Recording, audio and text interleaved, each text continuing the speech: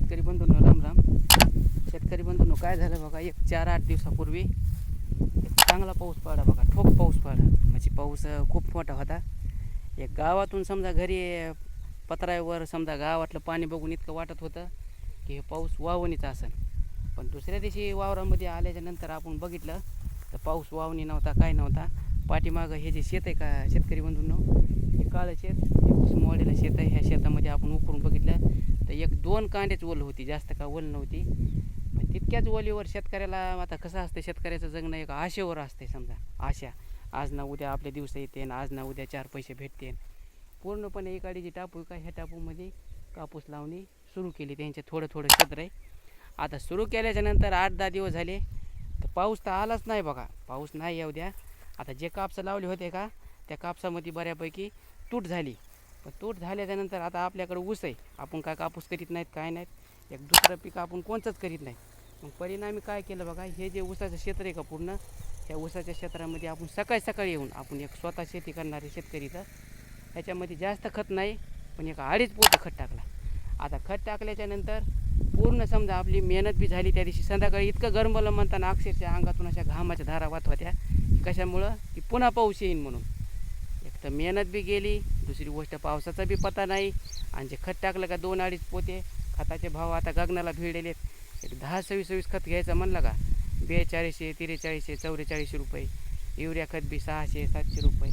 पूर्णपणे ह्याच्यामध्ये लॉस झालं बघा. एक फायदा तर काही नाही, नुकसान झालं. हो द्या.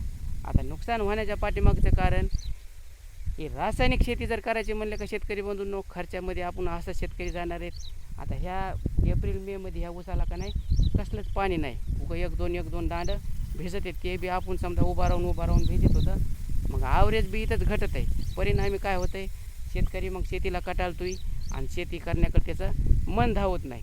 आता ह्याला एकच पर्याय शेतकरी बंधूंनो, इथून पुढच्या काळामध्ये जे काही आपल्या समजा वावरामध्ये वेस्टेज निघन, तुमचा पळाटी असू द्या, ह्या ऊसाचं पाचट असू द्या, काय बी असू द्या, गव्हाचं काढा असू द्या, हेच आपल्या वावरामध्ये सेंद्रिय खत करणं, शेणखत असू द्या, कारखान्याची मळी असू द्या, राख असू द्या, काही कंपोस्ट खत असू द्या, हेच समजा शेतीमध्येच आपल्या खत तयार करून शेतीचा वापर करणं. थोडंफार उत्पन्न 10% इकडे तिकडं होईल, होऊ द्या, काही अडचण नाही.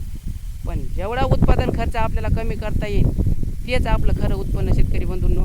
आणि जर समजा शेती आपल्याला टिकवायची असेल आणि ह्या समजा कॉम्पिटिशनमध्ये जर जगायचं असेल आणि 4 पैसे जर आपल्याला कमवून समजा पोट भरायचं असेल, कमविण्याचं जाऊ द्या, पण एक पोटासाठी चांगला संसार जर करायचा असेल तर ही नैसर्गिक शेती म्हणा, सेंद्रिय शेती म्हणा, खर्च कमी करून केल्याशिवाय आणि त्याच्यामध्ये आपल्याला फायदा करून घेतल्याशिवाय जमणार नाही. आता भविष्यामध्ये समजा थोडंफार केलं आहे आपण, एकदम बी शेतकऱ्याला झापत नाही. ठिबक करणं, पाण्याची बचत करणं, आहे त्याच पाण्यामध्ये कसं तरी डेव्हलप करणं, अशा गोष्टी करूनच आपला शेतकरी तगणार आहे आणि आपल्याला 4 पैसे उरणार आहेत आणि आपला संसार सुखाचा होणार आहे. तर शेतकरी बंधूंनो, धन्यवाद.